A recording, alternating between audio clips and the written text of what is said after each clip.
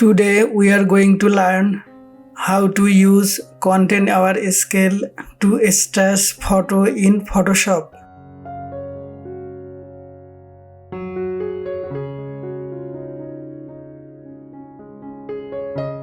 So at the beginning, select the background layer from the layer panel. Click on the lock icon. You can see the background layer is unlocked. Go to toolbar. Click on the crop tool. Then drag one side of the photo to expand it.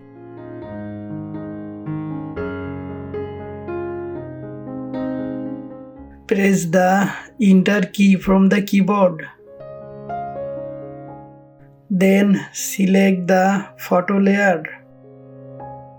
Go to menu bar. Click on Edit.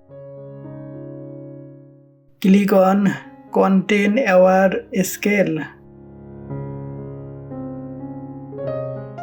Hold down the Shift key on the keyboard and drag the photo to expand it. Now see that the photo has been properly stretched with the Content Aware Scale tool. Thanks for watching the video.